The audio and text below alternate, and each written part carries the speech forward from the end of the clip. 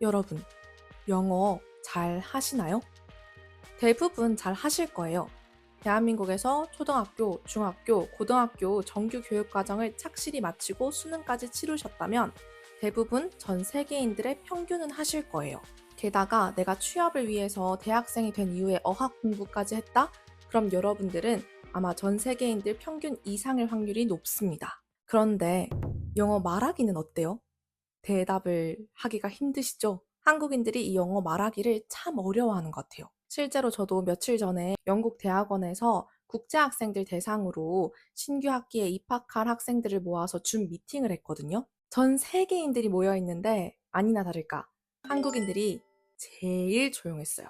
중동 국가부터 해서 인도네시아, 중국, 일본 그리고 다른 유럽 국가들까지 정말 많은 나라의 학생들이 있었는데 딱 한국인 중에서는 저 혼자만 질문 한 개를 하고 나머지 분들은 모두 침묵이었습니다. 우린 왜 그럴까요? 토익도 잘 치고 토플도 잘 치고 오픽도 잘 치는 한국인들이 왜 굳이 영어 말하기만 못하는지 오늘은 그 이유와 그리고 그걸 극복해내기 위한 마인드셋에 대한 이야기를 조금 해보려고 해요. 제가 대학생 때부터 지금까지 정말 많은 학생들을 만났거든요. 학원 강사도 했고, 과외도 했고, 그리고 학교 교사로 일하면서 정말 수백 명의 학생들을 만나면서 알게 된 공통점은 다 이거였어요. 선생님, 틀리면 창피할 것 같아요. 그리고 내가 틀렸을 때 남들이 나를 어떻게 생각할지가 너무 걱정돼요. 제가 문법 실수하면 좀 무식해 보이지 않을까요? 제 발음이 너무 안 좋아서 남들이 비웃을까 봐 걱정돼요. 영어 회화를 두려워하는 한국인들은 대부분 이런 이유로 영어 회화를 무서워하곤 합니다.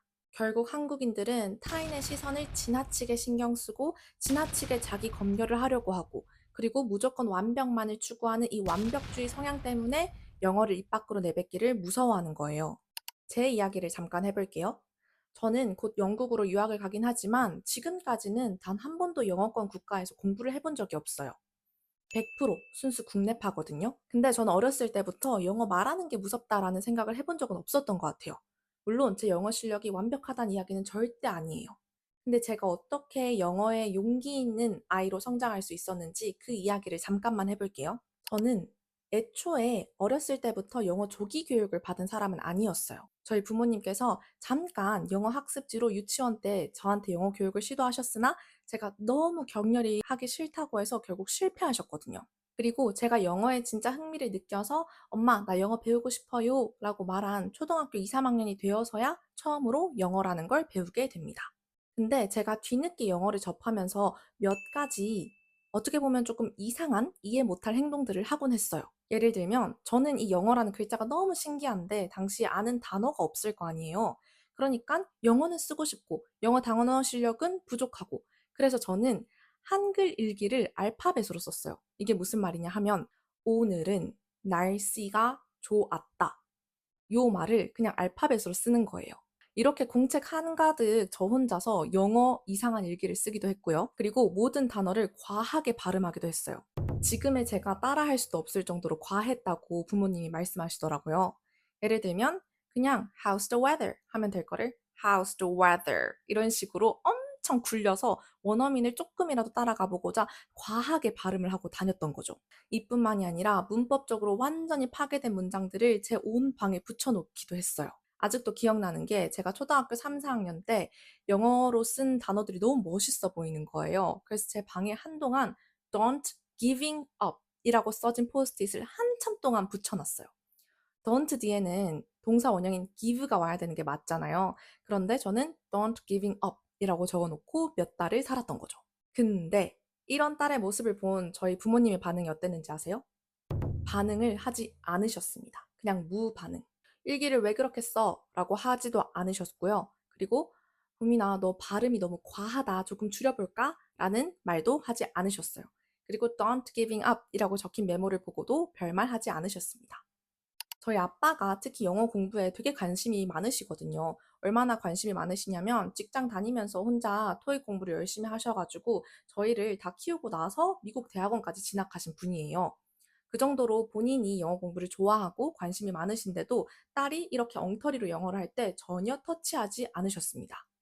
그 덕분에 저는 과도한 자기 검열이나 완벽주의에서 조금 벗어날 수 있었던 것 같아요. 이게 바로 제가 겁내지 않고 영어를 막 뱉을 수 있었던 비결이기도 하죠. 그래서 이 영상을 보고 계신 여러분들이 만약에 한 자녀의 부모님이시라면 이제 막 흥미를 느끼면서 영어 공부에 관심을 갖고 있는 자녀들에게 과도한 explicit correction, 그러니까 명백하게 너 이건 틀렸어 라고 지적하시는 행위는 조금 삼가해 주시면 좋을 것 같아요.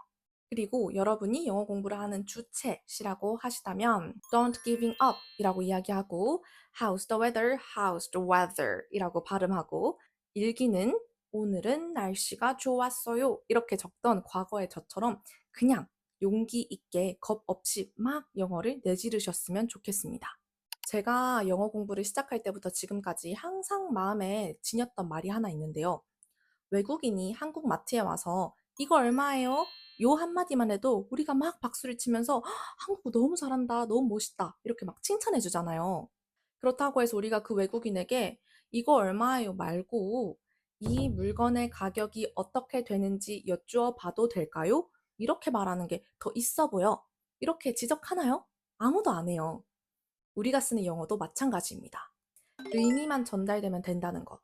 이거를 꼭 keep in mind 하고 계셔야지만 이 영어 회화의 한 단계 성장하실 수 있는 준비를 마칠 수 있어요. 먼저 아까 제가 말씀드렸던 예시와 이어지는 맥락으로 의사소통은 정확도보다는 의미 전달이 우선이라는 걸 잊으시면 안 됩니다. 문법이 100% 맞지 않아도 전달하고자 하는 그 의미만 전달하시면 돼요. 그리고 어려운 단어를 맞닥뜨렸을 때마다 그 단어를 꼭 사전으로 찾아보려고 하지 마시고 그냥 풀어서 설명하는 습관을 들여보세요. 예를 들면 요즘 우리가 외국인들이랑 대화하다 보면 관세라는 단어를 사용해야 될 때가 많을 거예요.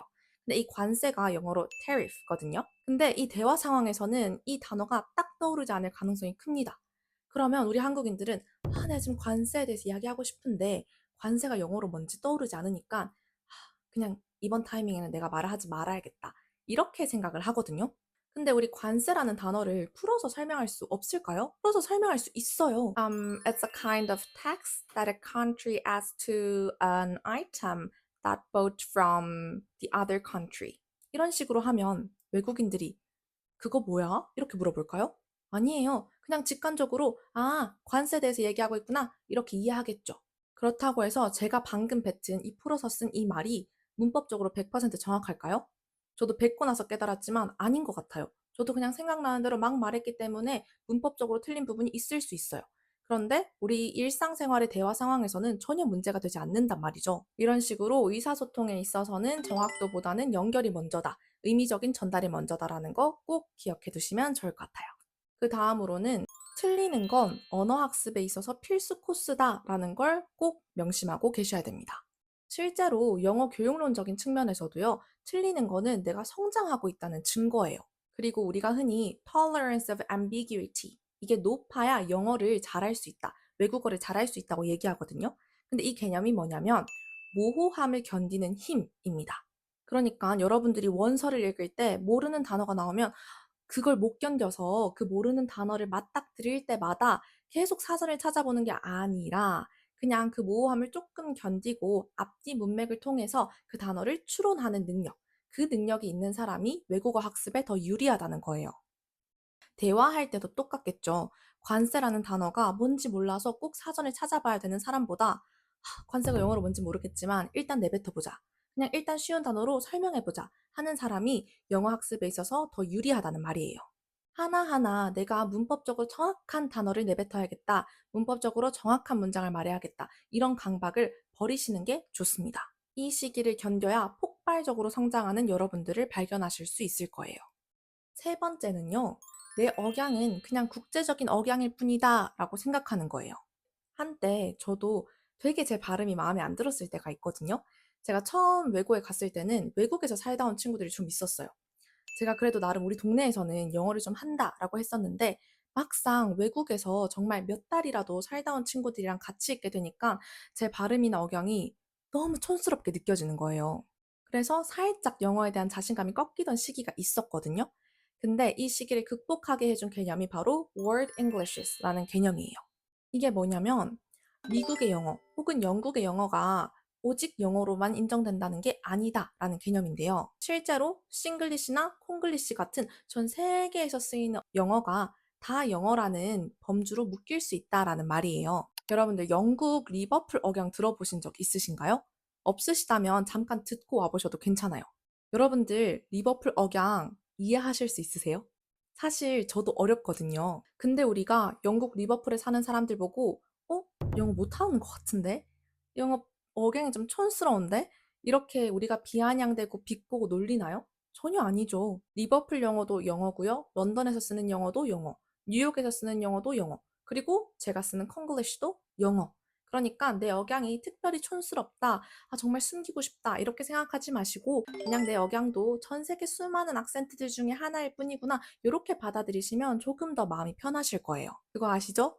반기문 전 유엔 사무총장님 발음도 촌스럽다고 손가락질하는 게 바로 우리 사회였어요. 그러니까 남들의 시선 혹은 남들의 손가락질에 너무 신경 쓰지 마시고 그냥 제 갈 길 가시면 됩니다. 요거와 이어지는 맥락으로 네 번째 마인드셋은요. 남들은 나에게 그렇게 관심 없다 라고 생각하기예요. 내가 영어로 막 대화를 하고 있는데 남들이 쟤 왜 관사 언을 안 쓰고 어를 썼지?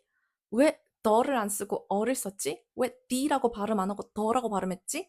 이런 거 하나하나 다 신경 쓸까요? 사실 그렇게 많이 신경 쓰지 않습니다.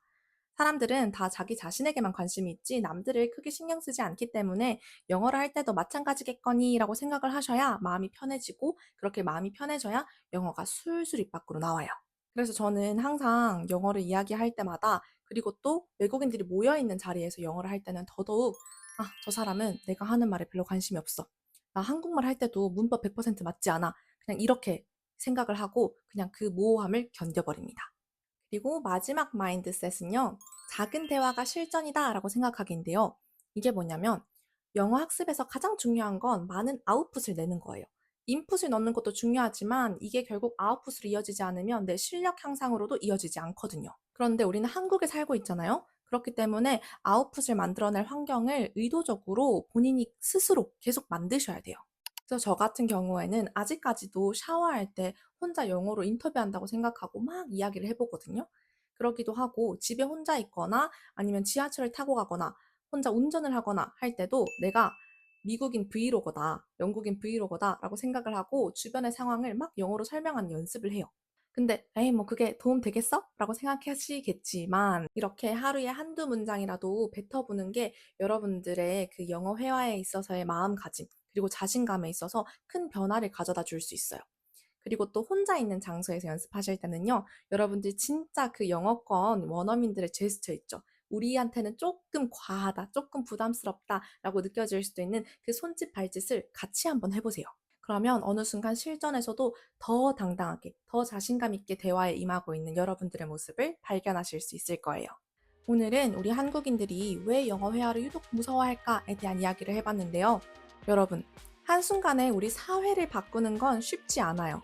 그런데 내 마음가짐을 바꾸는 건요?